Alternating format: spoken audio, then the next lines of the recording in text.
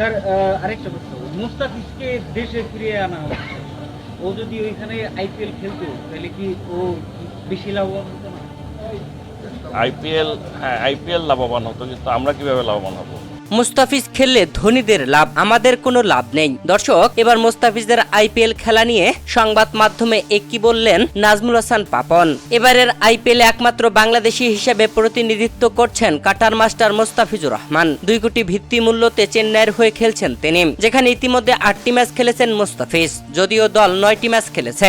মুস্তাফিজ 8 ম্যাচে দারুণ পারফরমেন্স করে দলকে জয়ের নায়কও বুনে গেছেন, যেখানে 8 ম্যাচে মোটে 14 উইকেট নিয়ে পার্পেল ক্যাপ প্রতিযোগিতায় প্রথম স্থানে আছেন মুস্তাফিজুর রহমান। দর্শক, মুস্তাফিজুর রহমান চেন্নাইয়ের হয়ে আর একটি ম্যাচ খেলতে পারবেন। আগামীকাল 1 মে রাত 8টায় পাঞ্জাব কিংসের বিপক্ষে খেলতে নামবে চেন্নাই। আর এই ম্যাচ খেলেই বাংলাদেশে উড়ে আসবেন মুস্তাফিজ। যদিও আজ পর্যন্তই তার আইপিএলে খেলার অনুমতি ছিল, তবে একদিন মেয়াদ বাড়িয়েছিল বাংলাদেশের ক্রিকেট বোর্ড। তাই তো আগামীকালকের ম্যাচ খেলেই বাংলাদেশে উড়ে আসবেন মুস্তাফিজুর রহমান। তবে ক্রিকেট বিশ্লেষকেরা আলোচনা করছেন মুস্তাফিজকে আইপিএলের পুরো সময়টা খেলতে দেওয়া উচিত বাংলাদেশ ক্রিকেট বোর্ডের। সদ্য সংবাদ মাধ্যমে বাংলাদেশ ক্রিকেট বোর্ডের সভাপতি নাজমুল হাসান পাপনকে মুস্তাফিজের পুরো আইপিএল খেলা প্রসঙ্গে প্রশ্ন করা হয়েছিল। সেখানে প্রশ্নটা ছিল এমন, মুস্তাফিজ যদি পুরো আইপিএল খেলে তাহলে তো মুস্তাফিজ লাভবান হতো। তখন সাংবাদিকের করা এমন প্রশ্নের উত্তরে বাংলাদেশ ক্রিকেট বোর্ডের সভাপতি নাজমুল হাসান পাপন বলেন, আইপিএল লাভবান হবে, আমাদের কোনো লাভ নেই। দর্শক, কালকের ম্যাচে পাঞ্জাব কিংসের বিপক্ষে মুস্তাফিজুর রহমান কেমন পারফরমেন্স করবে বলে আপনি মনে করেন? অবশ্যই জানাবেন ভিডিওর কমেন্ট বক্সে।